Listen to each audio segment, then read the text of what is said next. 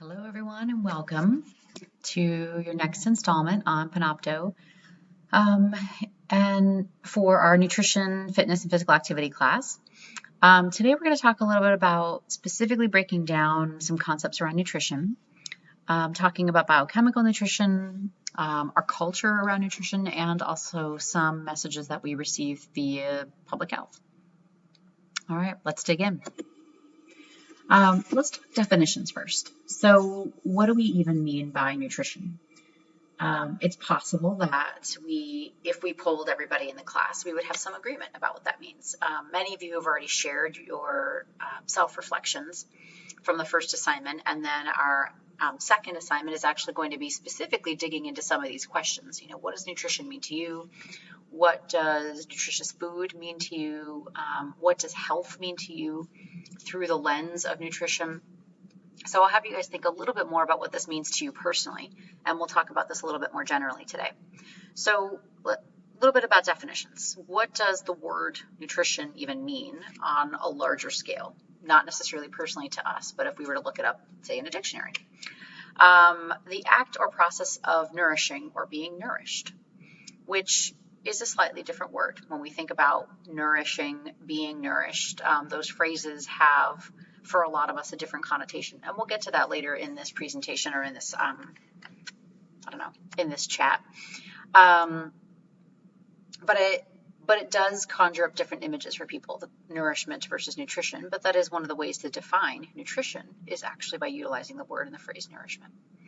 Another way to understand nutrition is some of the processes by which an animal or plant takes in or utilizes food substances. So in this situation, nutrition is really specifically addressing the way that we feed ourselves, the way that we intake from the world around us, because there are other ways that we intake from the world visually, audibly, through our other senses, kinesthetically. And this is specifically looking at the way that we intake things from the world around us, our environment, in the form of food, which might sound incredibly simplistic or trite, but I think it's really important for us to actually get down to some of these definitions. And what do we even mean? Because a lot of times when we say words, we skip over, 17 different steps and assume we're all talking about the same thing. So when we're taking a class about nutrition and health, you might assume that we're all having the same conversation. And I want to make sure that we're actually having a conversation based on really what this word means, and then also dissecting what does it mean to us, and how do we interpret it, and how do we make it either positive and help us thrive, or actually potentially harmful to us.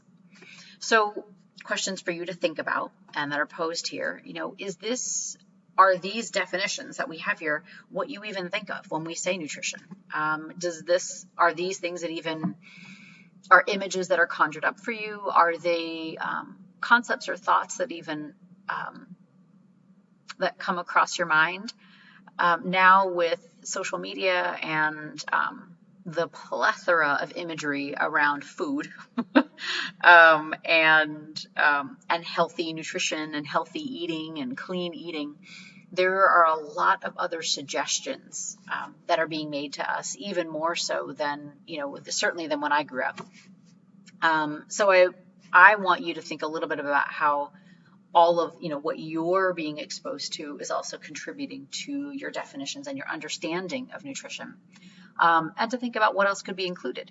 These definitions are also, like I said, potentially a little simplistic or trite, but maybe they're also in that way not comprehensive enough to actually gather up what you mean by nutrition, or what we think that collectively we might mean when we say that. All right, so we kind of have an idea of what we're working with. So keep these definitions in mind: nourishing, being nourished, utilizing food substances. And let's go with that. All right, so let's define something else. The word nourish, what does that mean? So here are a number of ways that nourish is defined in one dictionary entry, but also in a myriad of other places. So here's some words that we associate or use to define the phrase nourish. To nurture, rear, not necessarily rear as in like the backside, rear as into like raise, grow, you know, when you rear your children. Promote the growth of, furnish, sustain, maintain, and support. I think that when we look at these words and the way or the definition of nourish, that these might be more closely linked to the way that we portray nutrition and healthy eating and food and its relationship to health culturally and socially. That idea of sustenance and growth and to be nurtured by our food. There are also a lot of ways that our relationship to nutrition and its relationship to health is not any of these things. It is not nurturing or sustaining or supportive supportive of our growth. So what I also want you to think about when we look at this word nourish is to think about, is this only limited to food? Because we are going to get into a lot of other topics in this quarter in terms of fitness and physical activity and honestly stress and sleep management. Sleep and stress management. So thinking about whether or not nourishing, being nourished and these definitions are only pertinent to food and nutrition, even though nutrition was related to nourishment, or could we actually use this word nourish in a lot of other places? It's not only limited to food and nutrition. I also want you to think about, so other questions for you to consider, what foods nourish you? And we'll come back to this at the end in terms of what can you do with all of this, because I'm going to lay out a lot of information, hopefully get you thinking a little bit about the paradigm that we are living in and exposed to around nutrition and food and health. And then to come back to this question, if we really are looking at our relationship to food and our relationship to nourishment, how can we start to identify what foods nourish us versus what foods are just simply quote unquote nutritious? Some of the things to consider, lots of things to consider, that nutrition and nourishment are not static or well defined. That the food pyramids that we've all seen and have taught us for many decades about what is healthy eating or constitutes healthy eating has become incredibly outdated. It's been remodeled and reshaped a number of times. And that food pyramid also undergoes a lot of transformations depending on what diets or styles of eating are trending at any given times. So nutrition, although we think of it as being well defined. Well, you need vitamin C for this. You need vitamin B12 for this. You need, essential fatty acids for this. On some level, those biochemical processes are relatively static in terms of their relationship to nutrients. That we still need those things to have those processes happen in our body. But how we perceive those nutrients and those biochemical processes as nourishing is different. And the definitions change and they are malleable. And so, which also means that what we think right now may not be what we think later. I come up against this all the time when in talking to parents about food introduction. This conversation is huge. People want to do everything right. They want to feed their babies the very best food in the entire world and get them off to the right start to have healthy children. So right there, they're already operating with the idea that there is such a thing as healthy, that we agree upon, that there are certain foods that will get them there and certain foods that definitely won't, right? Because then that comes into a conversation about good and bad foods, which we'll get to later. And doesn't always acknowledge the biochemical piece of it, but more the social cultural piece. And very often parents will approach that conversation as if there is one way to do this, as if there is a prescription that if you just eat this way, your child will be healthy. They want me to tell them that. And of course I don't, because it's not true. There are ways that we can make slightly better choices if we have choices. So there's also lots of those things for us to consider, and that there are ways that we can adjust our relationship to nourishment and food that also can serve us biochemically, physiologically, and be really important to our health. So biochemical nutrition is well defined on some level, but which processes we're trying to optimize in our body in terms of digestion or immune function or neurologic function and mood and all of that are, those sometimes are subject to trends, which means then that the nutrients that are associated with, say, mood, or the nutrients that are associated with immune function also are subject to trend, which means that then the foods that supply those things are subject to trend. So if we break it down, what foods become in vogue, like I think about like acai berries or celery juice, has a lot to do with what biochemical processes we are prioritizing at a time. The biochemical process itself might not change. We might still need vitamin C in terms of, upregulation of neutrophils and B and T cells. That may be always true. However, our relationship to that process and our considering that a priority is going to influence whether or not we think a food is nutritious if it helps us do that, or if we don't think a food is super important because we're not really concerned about that process. So another example related to that in biochemical nutrition is, people are very much into the concept of like food is medicine, and as it pertains to mental health. There's a lot more discussion on that right now, and the relationship to nutrition and mental health.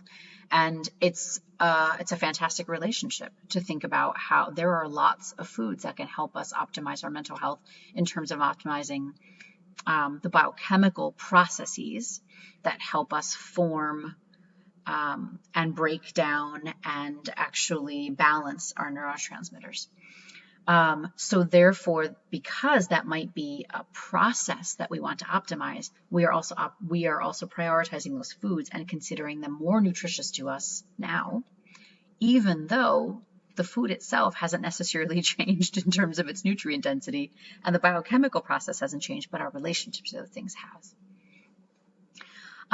Other things for us to consider about whether or not things are static or well-defined or dynamic is, the public health agenda. Depending on what chronic health concerns we're managing, changes our relationship to what's nutritious and nourishing. Are we talking about type 2 diabetes? So right now we are at a time where a lot of people in our country, in the United States, are experiencing type 2 diabetes and some of the consequences and sequelae from that. So therefore, we're talking about, what foods do we ingest that precipitate that or contribute to that? Well, here we go with, all like the carb bashing, right? Oh, carbs are bad, carbs are bad, carbs are bad. Why? Why are we having this relationship that carbs are not nutritious? We need carbohydrates. They are not nutritious if you think about what they actually do from a biochemical standpoint. But when we think about how nutrition information changes in response to chronic health concerns and public health messaging, that is another way that nutrition becomes very dynamic. And here's another thing that I tag onto that with something called death avoidance. There are a lot of conversations about if we just eat this way, if we just do these things or avoid these foods and eat these foods. So it's not even just about prioritizing these, but demonizing these. So having very distinct relationships with groups of foods, we can avoid death. Of course we can't, and everybody knows it on some level. But there is this idea that maybe, just maybe, we can outwit death if we just do this a little better. I see this a lot in my realm in naturopathic medicine and midwifery. It definitely attracts a lot of people who are very focused on nutrition and their well-being, but also what they can do utilizing nutrition and nature and things that they can do at home versus pharmacologic interventions to improve their health, to avoid chronic health concerns, but also on some level, and I call it death avoidance, the idea of like, maybe I can get a few more years out of this. Maybe I can get a few more better years out of this. So that's why it's in quotations, it's clearly not that we're avoiding death altogether, but that we have this relationship with maybe I don't have to get there so soon, or in this way if I make these choices now. And in that way, nutrition and nourishment are take on a very dynamic relationship with take on a very dynamic definition for us in relationship to death and in relationship to our relationship to death. And then, of course, culture, social media. I mean, I don't need to tell any of you guys that there is so much information online about nutrition, about what foods you should eat, about what are healthy foods, what are good foods, what are bad foods. There is so much stuff out there, kind of almost to the point where it is not nourishing. It feels distinctly unhealthy for a lot of people because there is so much information, a lot of it contradictory, very much trend oriented and changing constantly. A lot of it offered by people who actually don't have training in biochemical nutrition or medicine or healthcare in some way, or even just counseling in terms of being able to offer this information with empathy and compassion. Because then there's also a lot of shaming and demonizing around what is nutritious food and what is nourishment and what is healthy food. And if you're not doing that, well, then you kind of deserve what you're getting, I mean, are you surprised if this is what's going on for you? With very little discussion about the social dimensions of health and the implications of food deserts and food scarcity and what we have done to certain communities historically in terms of taking their land from them and forcing them to live in certain places, or redlining and having them actually be much further, not just from healthcare services, but from food and ways of actually cultivating their food. And culture and social media don't take a lot of those experiences into account when they talk about what's healthy food. So we'll talk about that a little bit more, and that will definitely be a topic of more discussion and more investigation next week when we talk a lot more about the social justice aspect, the public health aspect, and where those all intersect around nutrition and our health outcomes. So let's talk a little bit about biochemical nutrition. This is, I guess maybe to say it plainly, kind of what we think of when we think of like nutrition education. When we think of describing foods as nutritious or nutrient dense, a lot of that information comes from the study of biochemical nutrition, which means the concept is looking at food for its components. So not necessarily looking at food in its meal form, but specifically breaking down your meal. So maybe you have some spinach and some chicken and some sweet potatoes on your plate.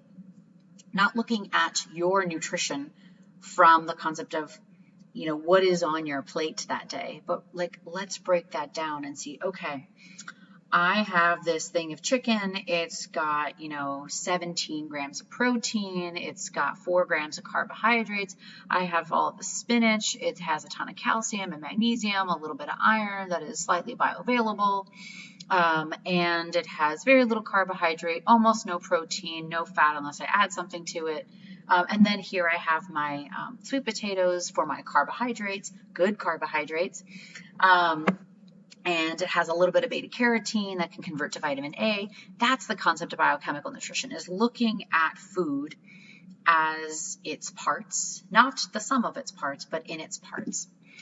And specifically looking at what do those parts do in our body, which isn't necessarily a bad way to look at it, because there is something to be said for breaking anything, whether it's systemic racism, whether it's nutrition, breaking down anything and looking at how we got here.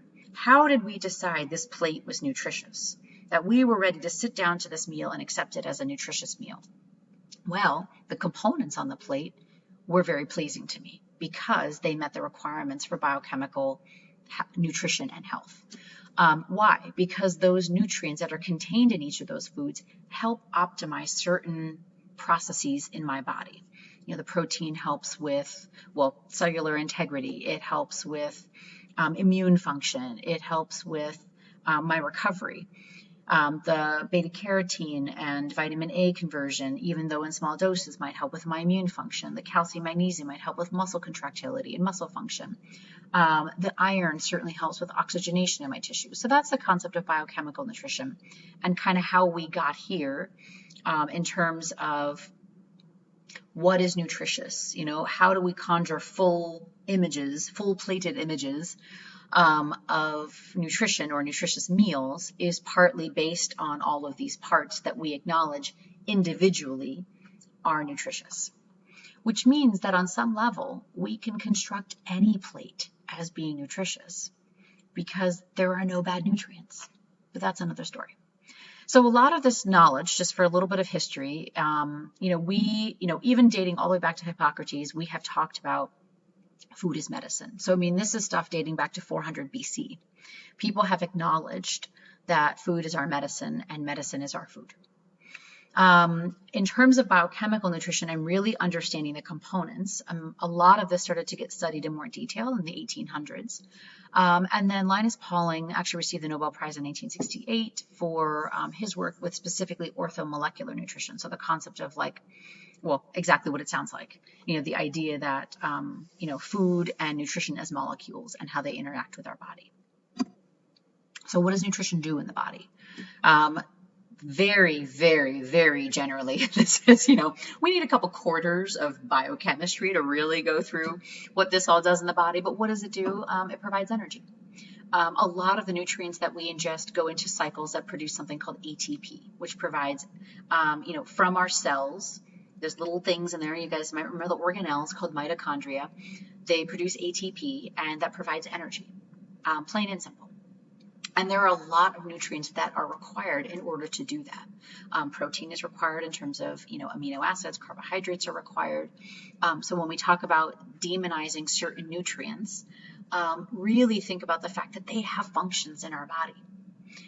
And why do we give them that label? It has a lot more to do with our association with chronic health conditions or culture or social media and less to do with the biochemical piece. Nutrition and nutrients in food are building blocks for growth, repair, restoration of tissues and muscles that we can't grow. We know this in childhood, but somehow when we stop growing, height-wise, we sort of quote-unquote stop growing at whatever it is, 15, 16 years old, stereotypically for people born female, and somewhere in the ballpark of 18 to 21, stereotypically for people born male. We are not growing though. We are always remodeling the tissue in our body. We are always repairing the tissue in our body. A great deal of that happens when we sleep, and we are always restoring the tissue in our bodies. And as we age, that process of restoration and repair is actually incredibly critical to, chronic pain, agility, longevity. So nutrition doesn't become less important as we age either. We may prioritize different nutrients for repair and restoration than growth, but really not necessarily. We might require different amounts because our metabolism slows. We might require different eating patterns because our metabolism changes, from the time that we're tiny to then we are adolescents. Then we spend a lot of times in those middle adulthood years, and then in our older adulthood, we might need different patterns of eating. And so this is where a lot of people get hitched up I'll say, for people in their 40s and 50s, when they're still assuming that the patterns with which they ate in their 20s and 30s still serve them in their 40s and 50s, and they haven't quite adjusted.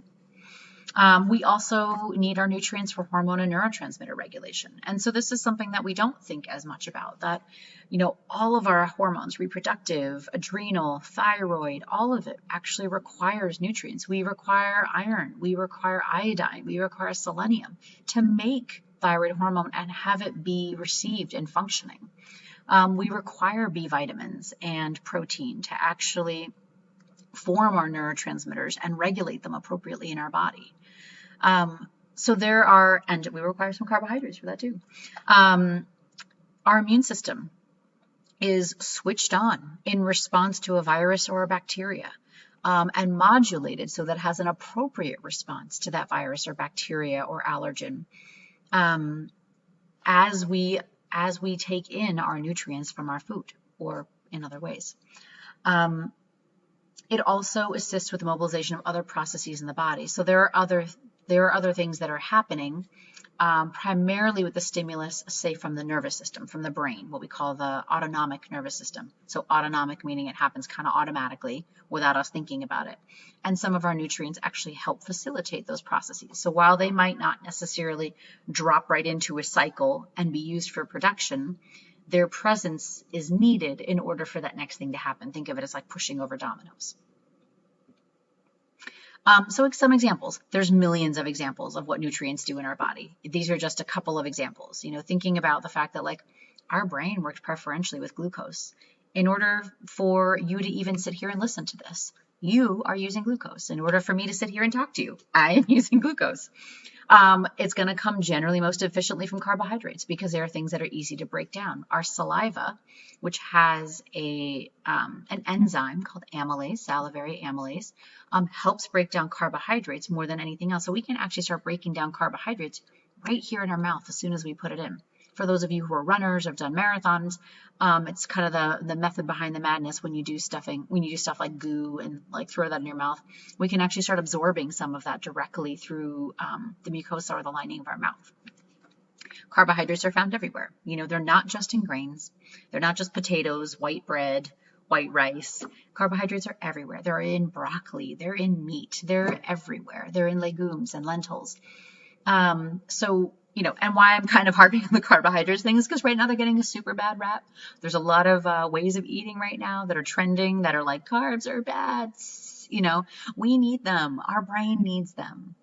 And they actually do have to be part of our diet. They have to form, the wholehearted plate. They are part of our whole health.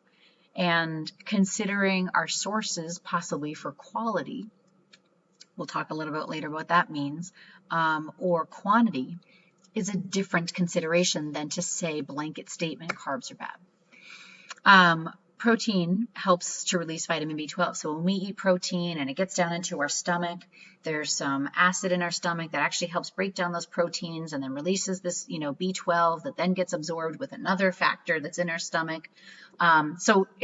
The utilization of protein to get B12 does actually have something to do with whether or not our digestive function is good. And that in turn, that B12, as well as other B vitamins, it's not just B12, helps fuel a cycle called the methyl cycle. And this methyl cycle is related to our neurotransmitters and our stress hormones. So talk about your mood hormones. So think when people talk about like, oh, B12 is good for mood, and from a supplement standpoint, they like start taking B12 from mood, this is what we're talking about. But you can also get B12 from foods that have protein, that are protein dense. It is one of the reasons also why people talk about, oh, you should supplement with B12 if you have a largely vegetarian vegan diet where you are not consuming any or very little animal product, because it is generally true that foods that are animal-based versus plant-based do tend to have higher concentrations of protein, which means that they are likely to offer a higher concentration of B12, assuming we can digest it. Vitamin C accumulates in phagocytic cells. So these are like white blood cells. White blood cells are the kinds of things that like go to infections and, they see them and they sort of the seek and destroy. So that's your neutrophils. So thinking about specifically bacterial infections, neutrophils will show up and be like, hey, we got to take care of business here.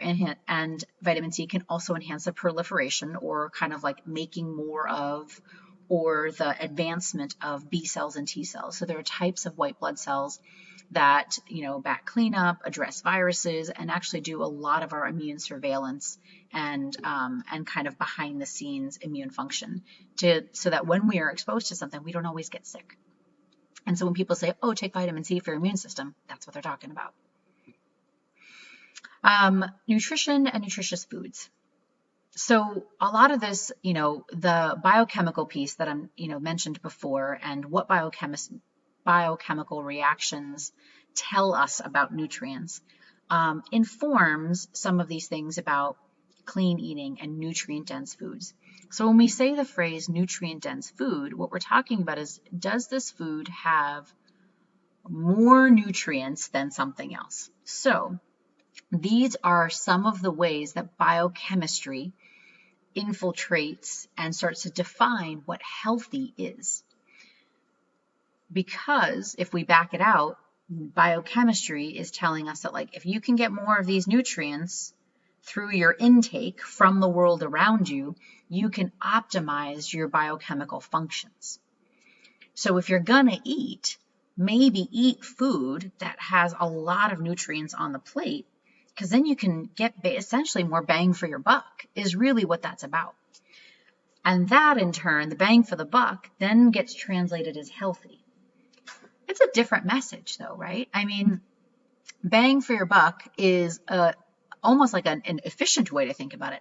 Healthy has a connotation of, like, I don't know, moral behavior, people who have choices and options. And so I like to have a conversation with people about foods being nutrient dense and that bang for your buck. Like, if you're going to put something on your plate and you're going to put something in your mouth and you have the option to sit down and eat a meal, why not try to get as many nutrients on that plate in the quantity that you're capable of consuming, right? Not that your plate should be huge and you should get all the food on it, but in a quantity that you're able to consume, so that you can actually, eat, experience that, meal, and also get more out of it for the purpose of biochemical function. However, those, that process has then started to be translated into clean eating and healthy eating, which come with a lot of other connotations about, like, who you are and what kind of choices you make. This is also where the whole supplementation industry is oriented toward. It's oriented towards biochemical nutrition and filling in some of those gaps. And, if your plate doesn't look, bang for the buck like, then maybe this is where you can add a couple things in.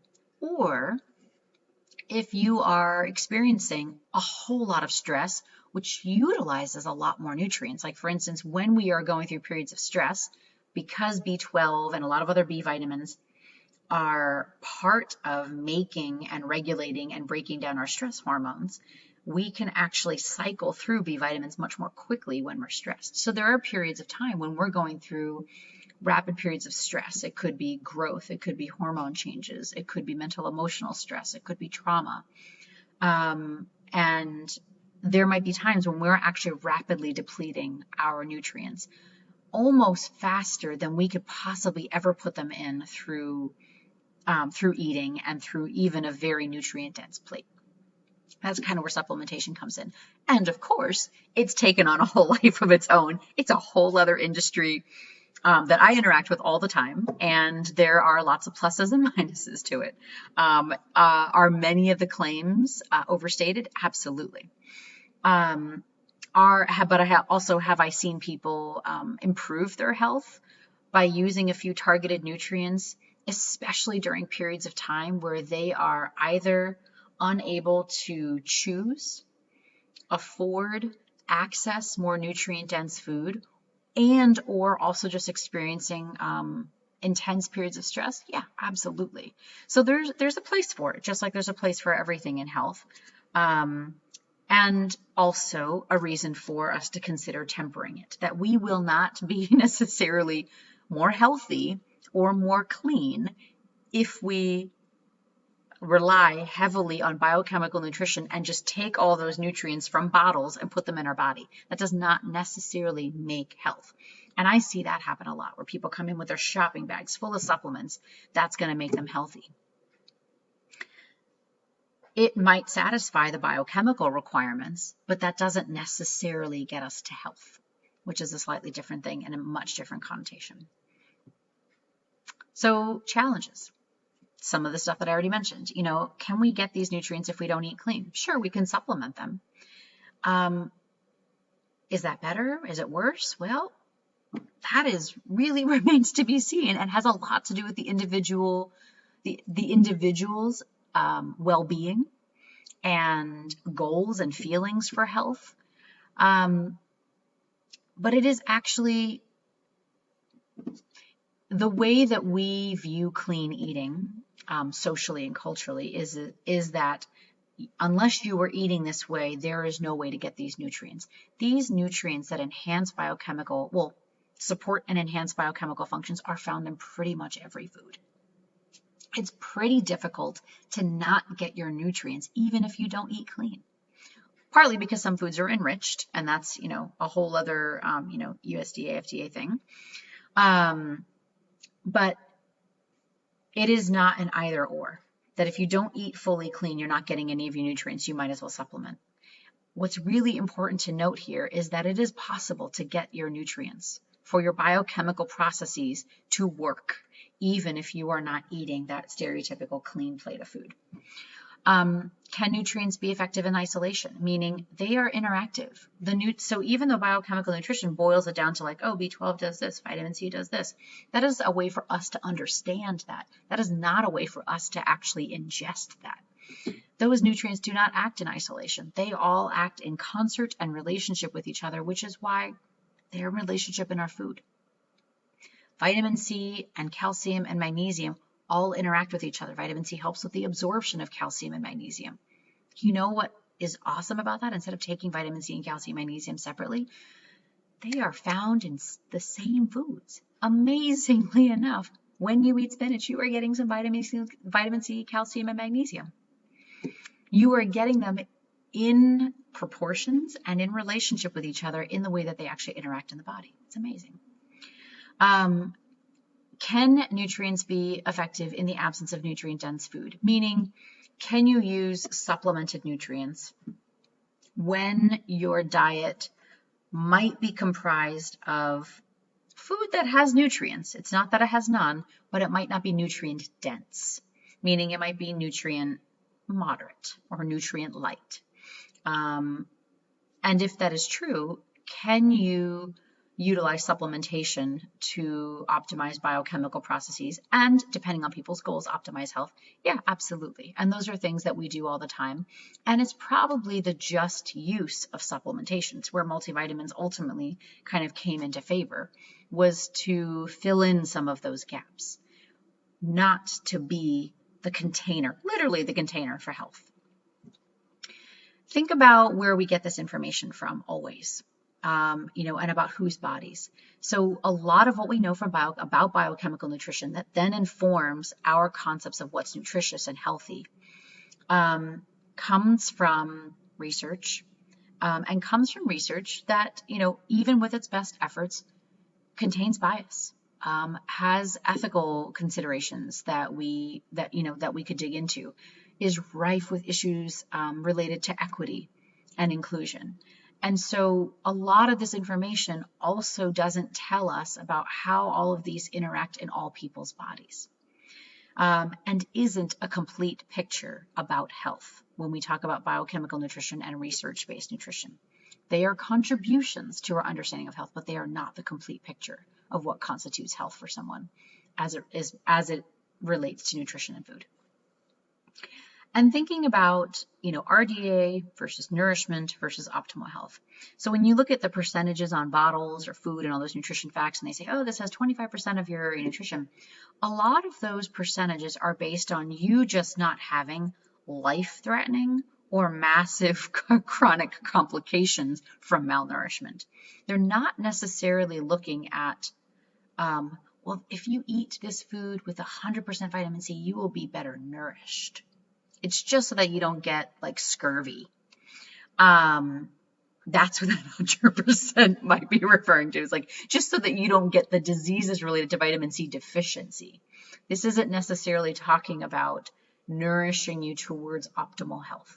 So there is a range here also in terms of how we utilize biochemical nutrition and its application to health. And that a lot of things in in our discussion of medicine and public health, and we'll get to this a little bit later, and in research, are oriented more towards the RDA side of things, like how do you prevent disease, as opposed to how do we move people along the range or the spectrum towards feeling nourished and or their definitions of optimal health. So, public and population health perspective. The perspective of public and population health is mostly around chronic health outcomes, that concept of death avoidance aversion.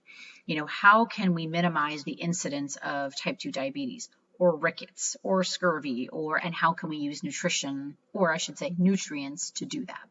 How can we potentially prolong someone's life in terms of nutrition? What foods can people eat so that they live longer? It doesn't tell us about that they'll live longer and healthier, or live longer and happier, or live longer and more able-bodied and agile. It just might give us some information, as it is capable of doing quantitatively, about, we'll extended our lifespan from 76 to 78. So just keeping that in mind, that a lot of the information that we have about biochemical nutrition and nutrition period, which then infiltrates and influences our definitions about health, clean, and what is nourishing, comes from the perspective of avoiding chronic health outcomes and death, not necessarily about optimal health. And optimal health is a very broad and very subjective definition. And again, this kind of comes back to that RDA versus quality of life. Take enough vitamin D so you don't get rickets, versus utilize enough vitamin D so you have enough energy, that your hormone function and your immune function are optimized. It's a very different thing. And if you look at the 400 units that are required to avoid rickets versus the 4,000 to 6,000 that might be recommended to people in the Pacific Northwest of vitamin D, why are those recommendations so different? One is really looking at the population and public health perspective, and one is looking at other parameters or definitions of health. And both are part of our study of nutrition. Both contribute to health. Both are nutritious, but they have very different goals in mind. A lot of what we're looking at in public health and population health in terms of nutrition is also oriented towards at-risk populations, the people who are at the most risk of being malnourished. So let's figure out how we can at least get them to baseline. That's not a bad consideration. It's just that when we consider that that's where a lot of our nutrition and health information comes from as it pertains to food, it means that we don't actually have a lot of really solid data, honestly, to actually support what not only keeps us out of risk, but actually moves the needle towards whatever we decide is optimal health or nourishment.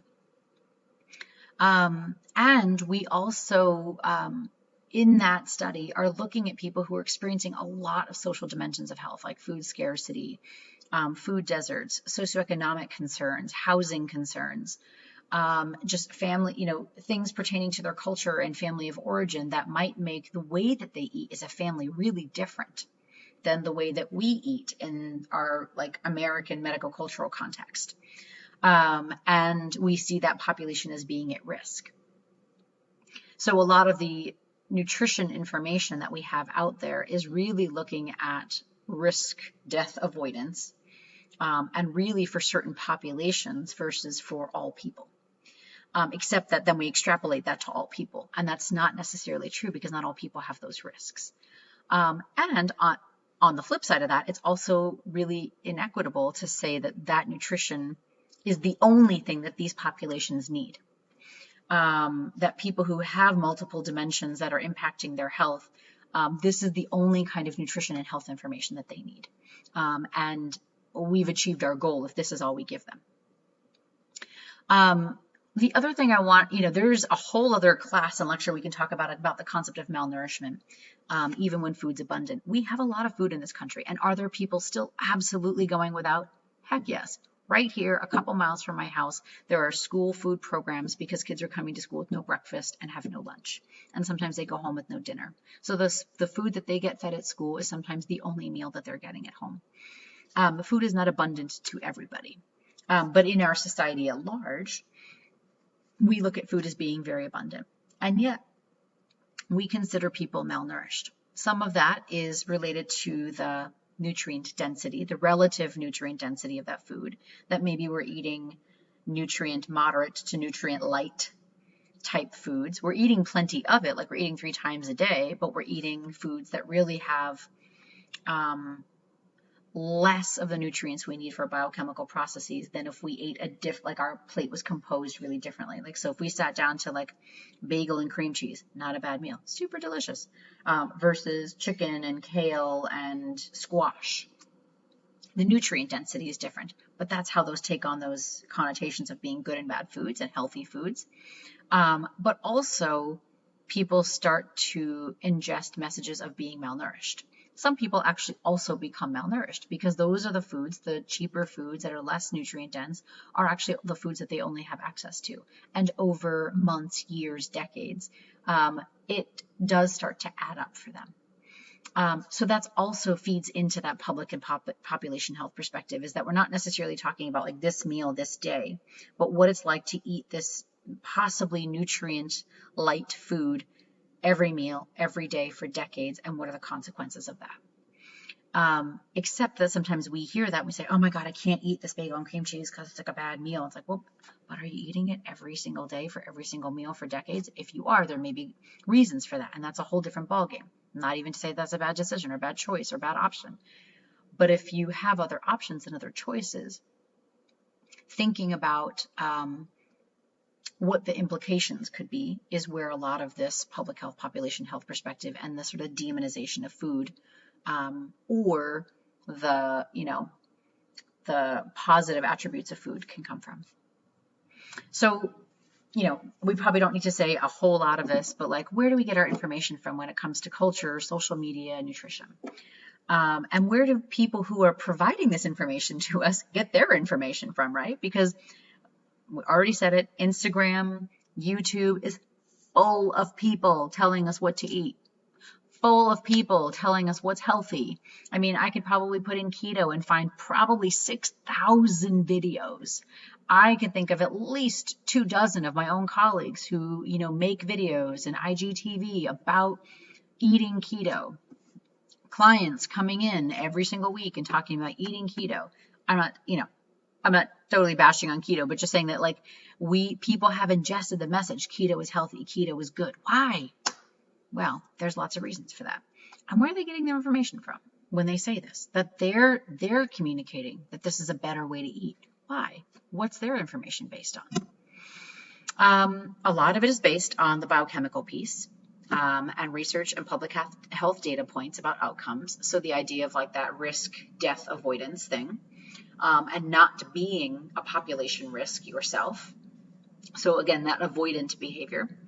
A lot of our information is coming from the medical establishment and providers, many of whom are relying upon research public health data points to then convey their information to patients. Keep in mind that a lot of healthcare providers do not take nutrition courses in the context of their education. Many nurses do, but not all programs do. Most medical schools, and when I mean most, I mean above 90%, do not include any nutrition courses. So they're really relying upon research public health data points and not necessarily how to utilize those data points in the lives of the human beings and the families that they treat. It's a very different perspective. And I say that because what is distinct about, at least for my education, is that we took like 7 courses specifically on nutrition, biochemical nutrition, relationship to food, food addiction, and how these things actually contribute to our nourishment and our health, not just our nutrient intake.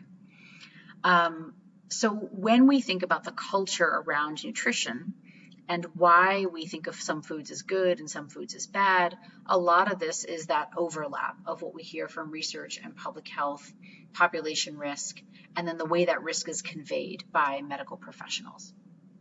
And then, I don't even have to say this, you guys already know this, marketing, right? Body size, the color of your skin, the glow of your skin, that eating beautiful food, those beautiful pictures on Instagram, that beautiful food is healthy food. That food, food that meets trending diets is healthy food, right? I mean, there is so much to be said. Like, that's a whole class by itself as well. Just the social and cultural aspects of food. We also get a lot of our information from our, when we talk about culture, our families of origin, and maybe if we have racial, ethnic, and other family cultures that are associated with our family of origin, that there are certain things that our families think are healthy in terms of bone broth, or for my family, like khichdi, like things that we think of that as like supporting the body and the immune system. We have these ideas, some people will love to call it like the chicken soup for the soul kind of thing. Where do these things come from? They like to call them like old wives' tales, because they're things that get passed down through family about what healthy food is.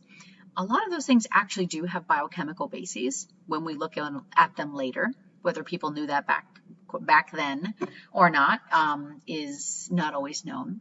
But we do receive a lot of that information that way. But more and more, a lot of those things are being replaced with what we get from our medical cultural context and from marketing. Is there bias in this information? Heck yeah. I mean, just even the bias of being death avoidant and risk avoidant. The idea that, like, if I do this thing, I'll get there. It automatically sets us up to be in relationship with our food in a negative way. That this food will make me sick versus this food will help me live longer. And that's kind of that avoidant aversion perspective versus, the positive relationship with food. And as I mentioned before, research and medicine are well known for being rife with implicit bias and inequities pertaining to access. So when we think about the fact that the people who are generating a lot of our information about nutrients, what nutrient dense food is, what nutrition is, and then what health is, like all those different layers, the people who are generating that information, and not necessarily intentionally, it's just that this is true, that research, medicine, higher education are rife with bias and inequities, which means that so is that information, that we are basing our culture and social, or our cultural information and social media information, our medical information, our family information, and even just the messages that we ingest personally and the things we tell ourselves about what's healthy and not is also rife with bias and inequity embedded into it. The biochemical nutrition inspires that if-then mindset. So what I mean by that is a little bit to that first point of like, if I do this, this will happen. It's a little bit of like algorithmic, that if I just push this button, this thing will light up. And if I don't do this, this thing will happen. And it's obviously not totally true, right? I mean, biochemical nutrition is not, if I just take this supplement, I will be happy, or I will be healthy, or I will be getting the nutrients that I need, because you might not actually be digesting or integrating any of those nutrients. It's oriented towards the physiologic function, the idea that like, if I do this, my body will do this, and therefore I will be nourished, healthy, well, not dead. And then obviously our prevailing culture is going to tell us what healthy sources of those nutrients are, and they're going to be based in the foods that are relative to that culture. So this is a really important thing that I talk about all the time with families, specifically as it pertains to food introduction. And I remember a number of times, I have families that come in and, there's like these food introduction handouts, like what to feed your babies. They're through the American Academy of Pediatrics or online through like Bright Horizons or something. Parents bring them in, or they've done their research online and they're like, but I don't eat any of those foods. I don't eat avocado. Why would that be my kid's first food? We don't do sweet potatoes in our family. We eat white potatoes. Is that bad? Should I not feed that to my baby? Will make my baby unhealthy? Will make them unhealthy as a person? Will they get diabetes? Those are the things that parents are struggling with in terms of how to feed their children, and then ultimately how to feed their whole family. and then passing down some of those messages, right? But where's that coming from, right? That's coming from the prevailing culture about what foods need to be contained in a healthy diet. Are fried foods part of a healthy diet? Are greens made with pork fat part of a healthy diet? Well, maybe in keto. Is bread, even if it's lovingly made with your own hands, part of a healthy diet? Our culture tells us a lot about where healthy food comes from and what healthy food is, and there is absolutely bias in what the prevailing culture is in terms of, in this country, very much, European based in its origins, and not necessarily integrating a lot of the other cultures, like indigenous cultures and cultures that were originally from Africa when they came over as enslaved populations, and maybe potentially have evolved over time and become part of people's diets or regional diets, not even taking any consideration to the myriad of ethnic groups that are living in this country right now who eat all different ways. Some of those things, like, kimchi, fermented foods, are starting to make their way into common parlance about healthy foods. But even still, most of what we see is based in the bias of our prevailing culture and what foods are contained in that culture and what foods aren't. So a lot of this comes back to your relationship to food. Knowing that there's bias, knowing that so much of our information about nutrition and what is nourishing and what is healthy is coming from biochemistry and risk and death avoidance. A really important aspect of nutrition has to be thinking about food and whether it is nourishing to you, because that's part of the definition, right? So circling back to that definition. And where do we receive our messages about what's nourishing as distinct from just nutrient dense or nutritious? And is that included in our definition of what's healthy? Or do we only think of healthy food as things that are nutrient dense and defined by biochemical nutrition, research, data points, risk, and death aversion? Or do we have space in our definition of what's healthy for what actually nourishes us? What provides a positive eating relation? When I sit down to this meal, I feel happy. I feel like this food is doing me a service versus this boiled chicken and broccoli is nutrient dense, but it's not nourishing. Thinking about our relationship to food and whether or not we perceive it as nourishment is a really important part of whether or not nutrition, of that relationship and that tie together of nutrition and health. So think about, like, what foods are nourishing to you that may not be considered nutritious. I have tons. I said bagels and cream cheese. I'm not even going to say that they're not nutritious, but some people might, right? It's white food, right? Carbohydrate, refined flour. But it is very nourishing to me. When I eat a bagel and cream cheese, it's comfort food for me. It feels very nourishing to me. I have a positive relationship to that food. There are a lot of foods in, my family's South Indian cooking, some of which is fried. They are also nourishing, not just because they actually have nutrients in them too, but because they're also comfort food to me and they are part of my makeup, probably cellular makeup, and my family of origin. And they connect me to my family. They connect me to positive eating relationships of having dinner with my family and food being lovingly prepared for me by my family and by my parent. There are so many aspects to healthy eating and nutrition that we don't really study and we don't really consider when we talk about health and nutrition that has everything to do with our relationship to food and whether it feels nourishing to us. Vice versa, I want you to think about what foods are considered nutritious that are not nourishing. So I brought up that, boiled chicken and broccoli example. Years ago, I have a really good friend who was training for figure competition. So kind of like, lifting weights, working on body composition. And as part of that training was eating boiled chicken and broccoli. We were on a road trip together.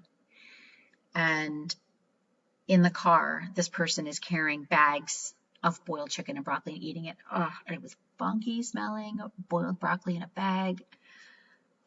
It's nutrient dense, but that didn't look nourishing at all. And she didn't enjoy eating it. She was making a face while she was eating it. Now, she had a specific goal in mind. She wasn't necessarily even eating for nourishment. She was eating a certain way to achieve this particular goal and really just to know that she could. And then, and then eventually was done with it. I, on the other hand, on this road trip, I think ate Fritos and Slim Jims. They felt very nourishing to me. Clearly not very nutrient dense food, although it did have carbohydrate and protein and a whole ton of sodium. But there were, I was sitting there enjoying the heck out of my Fritos and Slim Jim. And she was over there right next to me, choking down her nutrient dense food. Was that nourishing? I want you to ask yourself these questions, and I want you to question what you think is nutritious, what you think is healthy, what constitutes healthy food and nutritious food, and if there's any room in that definition for yourself and for other people about something that engenders a positive relationship and actually feels nourishing to you mentally, emotionally, as well as also physically. How can we nourish ourselves with food? So one of the ways is also to optimize digestion, right? So I mentioned kind of offhand a couple slides back. That's like well and good if you're eating nutrient-dense food, well and good if you're taking supplements, but if the container that you are putting it into isn't working, so also this is one tube from mouth to your anal sphincter. It is one tube. And all along the way, nutrients are getting absorbed, broken down, and then distributed and dished out into its biochemical processes. So you need this tube to be working really well in order for that nutrient-dense food to even fulfill any of the biochemical processes that they're meant to be involved in. How can we nourish ourselves with food? So one part is to, yes, put more nutrient-dense things on our plate, absolutely. But another piece is to optimize digestion. How can we do that? Well, one of the things that shuts down our digestion is stress. So thinking about how, and we'll talk about this later in the quarter, and very specifically as it pertains to digestion, physical fitness, recovery, and some of the other things that we consider healthy behaviors and how stress shuts down the availability of health from some of those behaviors. But stress and also sleep deprivation are things that can actually make our digestion maybe less functional, and over time can make our digestion less functional, which means then that even the most nutrient-dense plate might not necessarily be serving us, or all those nutrients in little tablets in a bottle might not actually be serving us in the way that we think. We think that we're achieving health in these ways by putting nutritious food in our body and patting ourselves on the back, and it's pretty, and you can Instagross it and everything. But we haven't actually done anything about the stress and the sleep and the thing that is affecting the tube that is ultimately doing a lot of this packaging and distribution work for us. And thinking about your positive relationships. So the questions I asked you earlier, what do you think of as good and bad foods? Why? Why do you think that? Who told you that? And is that true? I need you to ask that. Is that true for you? Do you see food as toxic or harmful? Do you have that relationship with food? Do you convey that to other people? Now, I have a story that I'm super not proud of. Years ago, we were driving by Mickey D's. That's not far from my house, and it's got a big play place. I need to give you a little bit of context. Where I grew up in Jersey, there was a lot of issues with medical waste on beaches. Like, we couldn't go to the shore for like some summers because there were needles all over the beach. And then it turned out that there was like some of that also happening in like ball pits, play places, things like that. So I'm giving you this context to tell you why I said this thing that I'm super embarrassed about. We're driving by. My son's in the back of the car. He's probably 3 years old at this point. And he looks at the play place and he sees like the ball pit through the windows because we're stopped at the light. And he's like, Mom, I want to go in there. And I was like, nah, it's gross. You can't go in. There's needles in there. I just said it being a total a-hole. I accept that. And then he said, well, can we eat there? And I was like, nah, man. I was like, that food's poison. Again, I said that offhand. I don't really think it's poison. And I understand why I said it. Like, I have ingested all of these messages and said this thing that was A, inaccurate, and B, really ill-considered to a person who was listening to everything, right? Years go by, probably 2 years. Some friends come over. we invited them for dinner, but their son, same age as my son, is pretty selective about what he eats. He has certain things he won't eat. So they knew that if coming over for dinner, he probably wasn't going to eat what we made, but didn't want to necessarily have to take him home and give him something different. So they brought food to our house for him to eat while we had dinner. They stopped at McDonald's because that's what he wanted. Dinner's over, they all go home. It was great. And later on that night, I'm putting my son down for bed, and he looks at me very worried and aggrieved. Mama, why did they feed him poison? I'm like, oh my God, I'm such a jerk. His dad's like, dude, you're a jerk. I'm like, I know, I'm such a jerk. And think about how that food can be really nourishing for us, right? Especially when we have limited choices. I absolutely get that. But so it was, very ill-considered and obviously not multidimensional in it, in the commentary or the thinking at all, and certainly not in the discussion with my son, which then became part of the conversation, obviously. But that it wasn't also in that moment toxic or harmful to that kid. It just wasn't, right? That was about relationship. The other piece of this, and this is a whole other ball of wax, is our relationship to food also is part and parcel with some levels of disorder eating. It is not the only thing, but it is part of it. And, I want to tread carefully, deliberately with this conversation, and to say that if there are things that come up around this, I want you to reach out to me and I want to talk about it.